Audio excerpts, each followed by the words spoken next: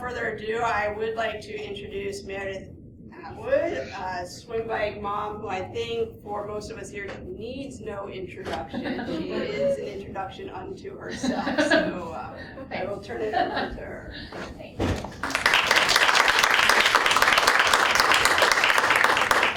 All right, so I'm really out of practice wearing heels, so if I fall, we'll just say, well, there she goes. So thank you guys so much for coming. It's really exciting. Okay, I'm trying to see my light zone here. Okay. So the good and bad things in my life have really started with one thing. Cookie. Well, not started, but I've had several cookie encounters. And the first one, my first word, or one of my first words was cookie. So, I mean, that's a good thing, right? Learning to talk. And then, this was not such a good thing. Our family dog, named Cookie, I was severely allergic to and had a series of seizures from the age of 0 to 3. So that was another cookie. And then, like around the age of 5, I learned about Girl Scout cookies. So we'll just go ahead and take a moment of silence for Samoas, Thin Mints, shortbread cookies. And then finally, in my adult life, and probably not finally, because I'm sure I'll have many more cookie events, but I went to a lunch and learn. And for those of you who may have thought in your life about going to law school or going to law school, like, totally don't. But if you do, I mean, being a lawyer does have a few perks. It totally doesn't, but being a lawyer, that like a lot of law firms will bring in these, businesses and and other things to do lunch and learns. So I was totally into these for no other reason than the food. And in 2007, I went to a lunch and learn to have the cookies. And I didn't know, I mean, I was very overweight at the time, 2 young kids, and I didn't realize at that moment that the lunch and learn was actually like about a gym membership. So I went into the lunch and learn, and 3 cookies, 2 sandwiches, a bag of chips, and a Diet Coke to like equal it out, right? To negate all the stuff I'd done. I had learned myself a gym membership and a gym bag, which was like totally awesome. Shiny new gym bag. So I was feeling pretty good. I had like cookie endorphins, and I was gonna make some change in my life. It was gonna be awesome.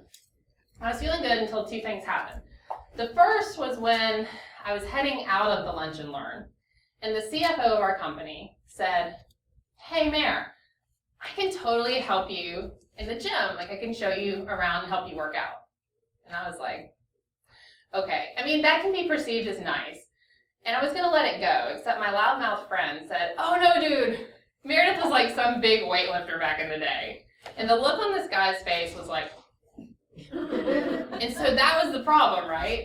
It was his perception, because I looked like I had never been to the gym a day in my life at this time, which is fine. So I went home and I did what anyone would do when you're upset. You feed it.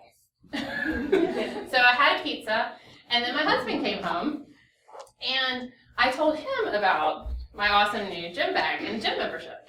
And that man had the same look as the other man earlier in the day. And I realized in that moment that it wasn't like they were being mean purposely. They were just going, yeah, this is where we are right now. And that was a real, well, it wasn't a wake-up call, because I think I had like a couple beers after that and some ice cream. But it was like, a moment. I remember it. And so I woke up determined and put myself into some really, really stretchy pants, and I went to the gym. And I went to the gym for like a month, and I looked like this. And so, do you guys have any questions? So obviously that didn't happen. And when I was asked to come speak here, I knew we'd have a lot of the swim bike moms come, which is awesome. And I knew there might be a couple college students who wander in and say, "What is this about?" So I thought about, okay, what do I tell younger people who, from my perspective? And there's all this stuff floating around on Facebook. What would you tell your 19-year-old, 16-year-old self? And so I thought about that, and I started here. And I would tell myself to go easy on spray tanner. And that orange skin and orange hair are like totally not cool. And then I thought, okay, 1999, don't eat that sushi, right? That was a bad experience. 99, don't trust that one fart. That was really bad too. And then like, don't go to New Orleans, like ever. Like nothing good comes out of New Orleans. So I was thinking, well, maybe those aren't really good things to talk about, because hindsight is really 20/20, right? I mean, telling my 19-year-old self anything is it's kind of too late. So when we're kind of stuck in this, where do we go? Obviously, like moving forward is one of the really awesome things, and you guys, I don't ever talk about this like at all, but forward motion. That's what I'm here to talk about. When we're spinning in circles, and like every day, I love this picture. Hold on. You guys know this? I feel like as a wife and a mom, and even as a student, life is like this merry-go-round. I mean, every day is Groundhog Day, and it's really hard to like jump off the merry-go-round and find a straight line, and it's a really tough thing to do. And so I just wanted to share with you kind of 3 components to forward progress that have really helped me. And that's what we're going to talk about. So number 1 is showing up. And this is a really important one, obviously. But when I came here today, I was really nervous. Because, like, I'm an introvert. You may not believe it, but I am. Like, I'm going to have to lay down for, like, hours after today. But when I knew I was coming here, I was really scared because, like, I'm good being at home with my books and my computer and all of my friends who live in it. And, like, the fact that you guys are, like, out and you're here, I'm a little bit nervous about it.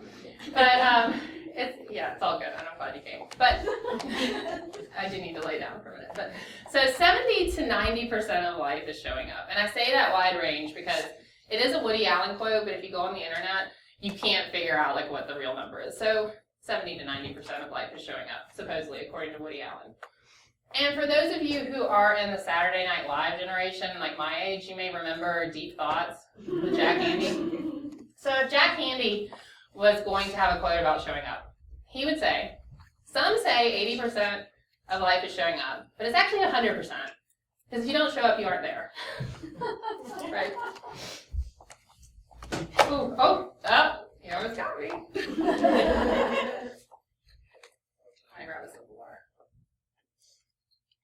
So showing up, in recent years, I have really become aware of just how important that is.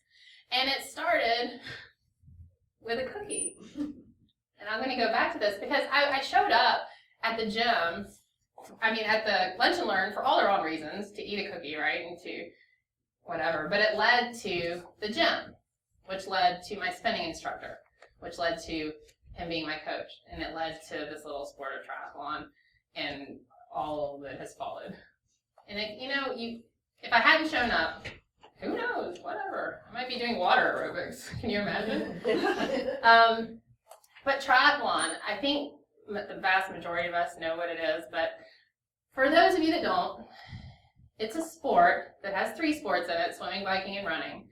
And it's really kind of a dumb sport because you get off your bike soaking wet, or you get out of the swim soaking wet, and you get on your bicycle soaking wet. And it doesn't matter if it's 40 degrees outside. You're riding your bike. So swim, bike, run. There's all sorts of distances. There's short ones. There's really long ones. And so that's the quick and dirty on triathlon. Joe Friel, who's a really fantastic coach and writer in our tri world, talks about showing up to a workout. Because how many times do we just not want to do that? I don't know, 5 out of 7 days. But he talks about showing up to a workout as you go and you give yourself 5 minutes. And if at 5 minutes you're over it, you go home. And most of the time, if you've gotten your butt in the pool and you messed up your hair, you're going to finish the workout. Or you're going to, go a little bit further. And so that's kind of showing up in the workout sense. I can't tell you the number of times just going to your workouts is important, but it really is. It can catapult you forward where you wouldn't have even expected it. So in real life, how does forward motion and how does showing up kind of matter? Well, I had a really big experience with this last month. My dad, who is one of my heroes in my life, but he needs his own sitcom for like a lot of reasons. But he texted me last month and said, he sent me a text about my grandmother, and we called her Mambo.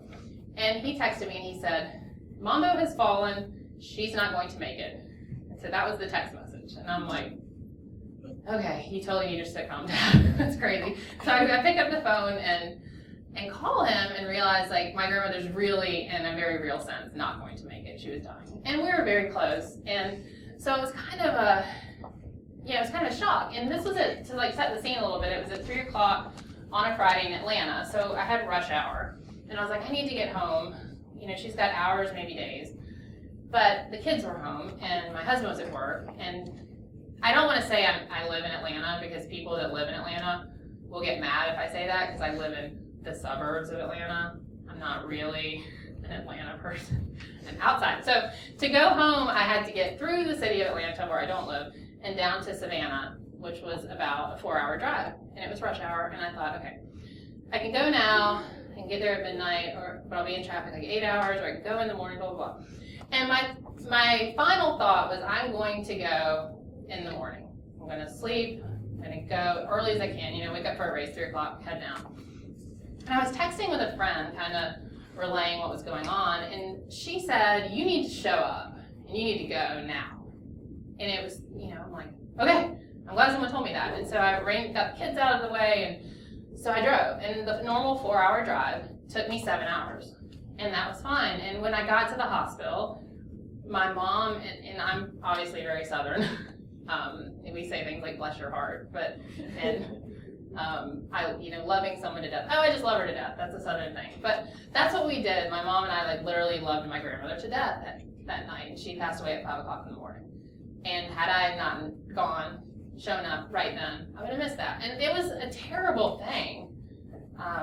One of the hardest things I've been through, but it was also like one of the greatest experiences. And this, kills me. But being there was everything. It's changed me in so many ways. I can't tell you how much more present I am just from that decision to go. And, a big caveat to this is you can't always be there, right? You can't always pick up and go. You may not have the money to do whatever. But showing up is a component emotionally, spiritually, and physically. What can you do with what you have in the moment, every day? And if I even called my mom and I said, on the drive down, I said, I want to talk to her on the phone. That's how I could show up if I couldn't be there, if I couldn't make it. And so there's a million ways that every day you can be present with your kids. And this is a big thing. It's taken me many years. My kids are 7 and 8. It's taken me a long time to learn how old my children are. It's taken me a long time to learn what that means with children. Especially when mine were so close in age, it's like, the merry-go-round is really crazy. But learning to show up and be present with the people in your life, the best you are able to every day, is a big component of moving forward in your life. And so, the next thing, and this is a Swim Bike Mom favorite, be brave, be thankful.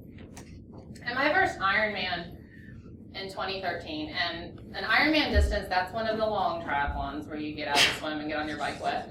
2.4 mile swim, 112 mile bike, and a marathon. And so I woke up naturally pretty terrified that morning. And I woke up at 3 o'clock in the morning, and my husband and kids were still sleeping. My parents were there, they were sleeping, and I was really terrified. I was like, wow, this was not a good idea. And I'm making my food, and I'm like, this is really bad. And I didn't know anything but sheer terror. And so I started walking around the kitchen and talking to myself like I do, really, more than I should probably admit. And I said, how am I going to finish this race? What is it going to take? The training was done. There was nothing else I could do with that. That was the body I had, was what I had that day. So I said, okay, I need to be very brave and I need to just keep moving forward. I'm going to do that. I'm going to be brave, and I'm going to keep moving forward. And I was like, but I am so not brave. Okay, what else do I have? And so I thought, okay, I'm really thankful. I'm thankful I get to do this. This is awesome. This is a great opportunity.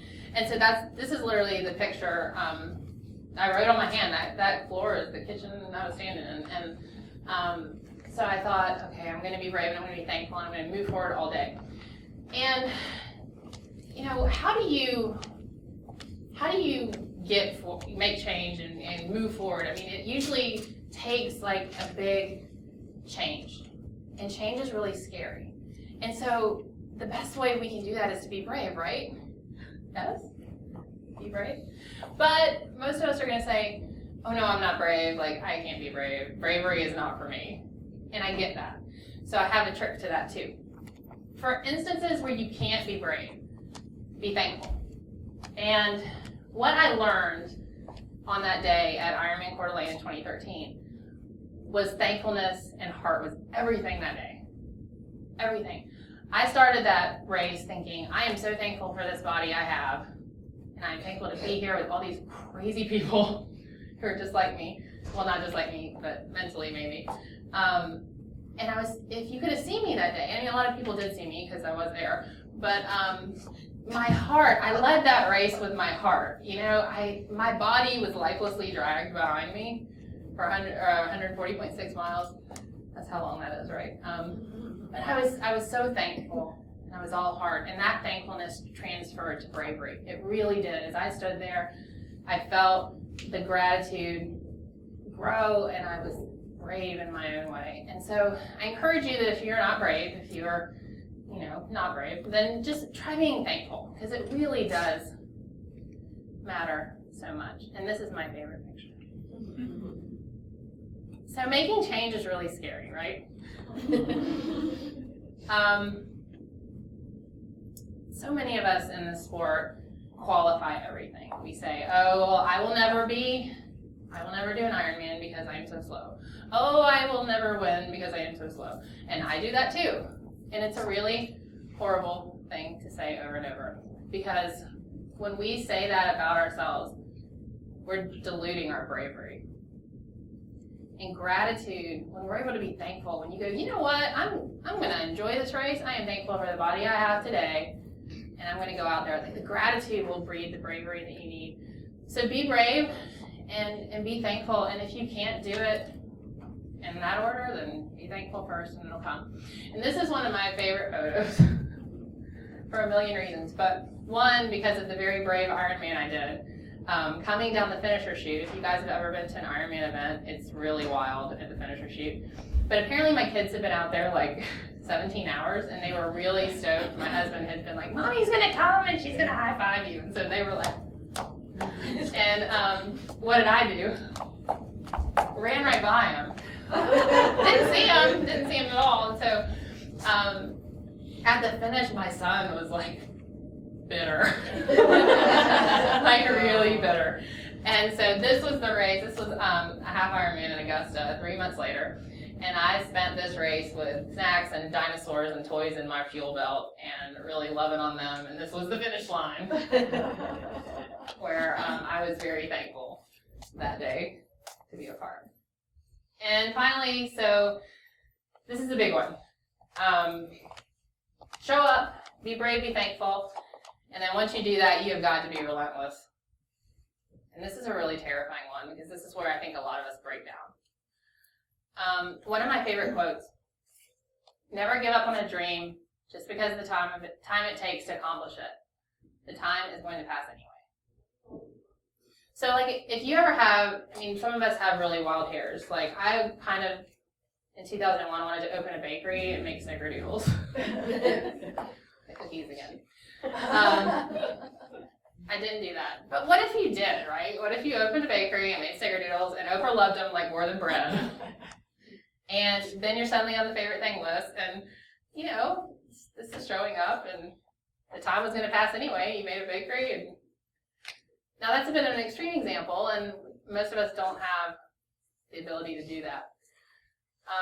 But I think the question we have to ask ourselves is, when the time is going to pass anyway, You have to ask yourself the question, what do you really want? Your time is ticking. What do you want? And what do you want for your family? This is one of my favorite people in the world as far as, motivational. Brené Brown. If you guys haven't seen this talk, watch it and watch it a million times. She'll help you find breakthrough. But she points out in that talk the Theodore Roosevelt quote, which is the man in the arena quote. And it goes, it's not the critic who counts, is how it starts. It matters if you're in the arena. And that's the summary. So you're in there, you're getting your face dirty, you're getting your hands dirty, you're doing the work. But I want to focus on, it's not the critic who counts. It's you.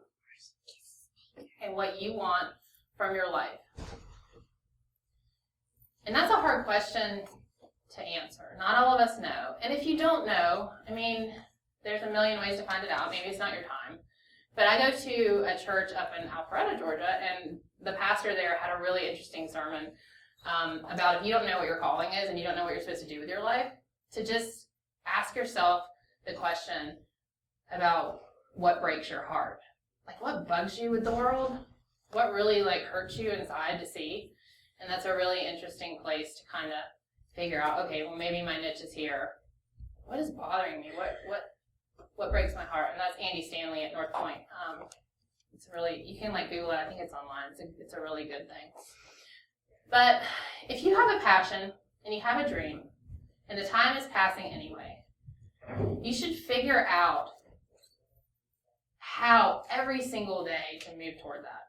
And it doesn't have to be dropping everything like your bakery, but every day you should do a little something to push you toward that dream, to make your passion a little more real. And that's a hard thing to do, but it's focus. Your goals and it's down there. You just go toward, but it's focus. And if you spend every day looking at that and figuring out what you want and asking yourself those questions, it really matters. So in 2011, I came home from work and I told my husband, so I'm going to quit my job and write this book. And he literally was in the kitchen and he walked out of the room and he's like, no way, write your book in your spare time. And exited the room. I was like, oh my God, he said, whoops, no, don't do that. Oh, all my haters. I was like, oh my gosh, he's so rude, my spare time, I have these kids, how am I going to write a book? It's ridiculous. So I realized he wasn't budging. And I didn't have the financial luxury at that time to quit my job and write this imaginary book. And so I worked on it a little bit every day. I was because it was a passion. I not to speak badly of the other triathlon books on the market, but none of them spoke to me when I started. I was like, can I please get a book that I understand here?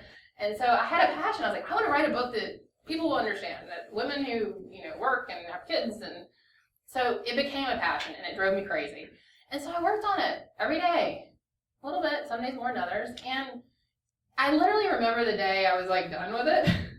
I thought, that really does work. What I've been saying, moving forward, it works. So, it's possible. And it's not the critic who counts. I love, because Taylor says so, and she's right. It's us, it's what we want. And if people think what you're doing is stupid and trite, you're probably doing the right thing. All the people out there who want to talk badly about you, they're not the ones who count, it's you. And here's the thing, I think I've been pretty clear on it's you and what you need and what you need to focus on. But looking at yourself, really looking at yourself, that's a really hard thing to do. Because a lot of times we're going to find that we are standing in our own way and we are the problem to our own forward progress. And, if you look at addictive behavior, and there are tons of it, and it doesn't have to be the big ones like drinking and smoking and drug abuse. There's a lot of addictive behaviors out there that we all hide behind. And looking at yourself and saying, okay, what is in the way of my forward progress? Why am I not getting to this goal? Why am I not making progress? And when you find out that it's you, it's really tough. That's a hard conversation to have with yourself. So So for me, back in December, I decided to quit drinking. And here was the thing with me. I've always been like super fun party girl. So drinking was kind of like a part of my persona, which is an excuse, by the way. But I had some really specific goals. And I've kind of had the goals for several years, but I really sat down and thought, okay, what do I want in 2016? And I could see the goals, and they were through a wine glass. I was like, all right, we're going to do this. We're going to just keep drinking and keep going.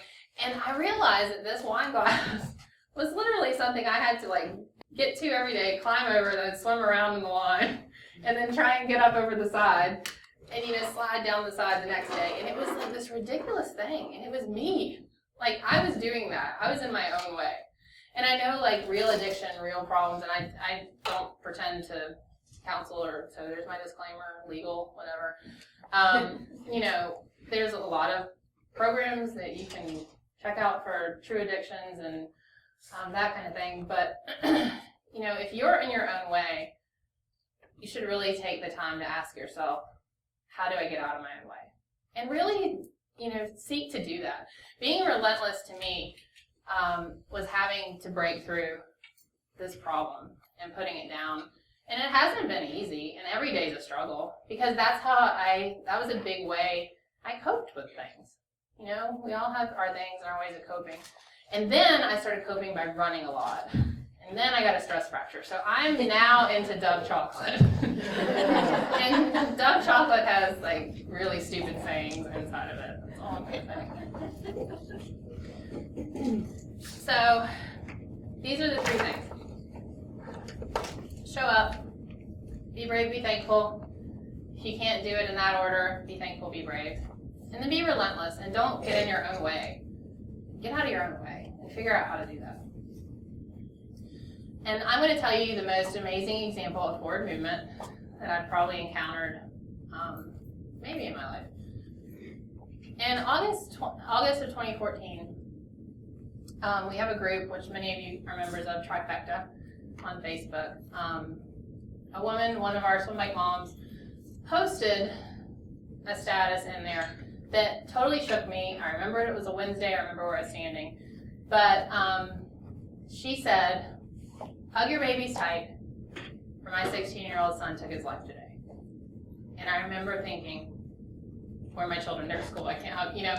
It was the most heart-wrenching thing. And you guys, if you're in the group, it was Kara and the support that we gave her during that time, and just the inspiration that she was, or that she is, to us was incredible.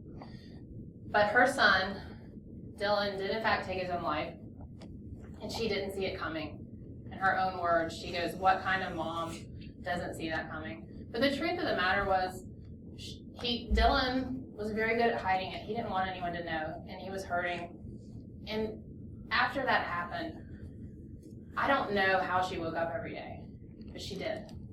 And she was training for Half Ironman Augusta, and we had several conversations. She's like, this race is so not important. This is not important. But at the same time, she's like, I have to do this. I have to move forward. I have to do something. It's kind of I can't do anything, so I'm going to do something. And she showed up that day, and she was the most brave person I think I've ever seen. I was there on that course.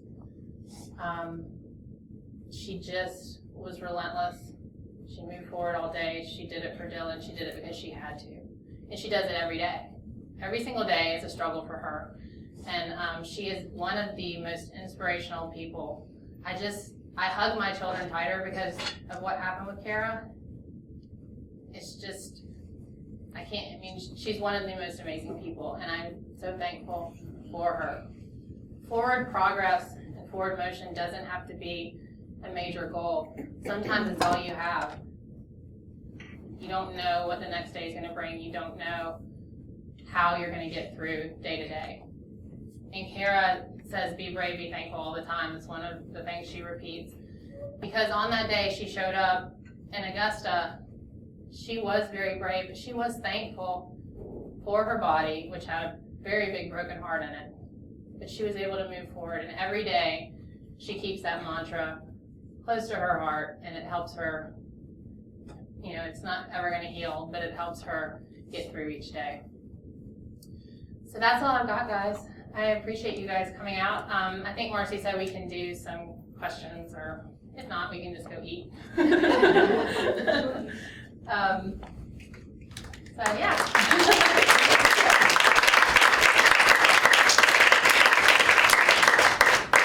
Does anyone have any questions?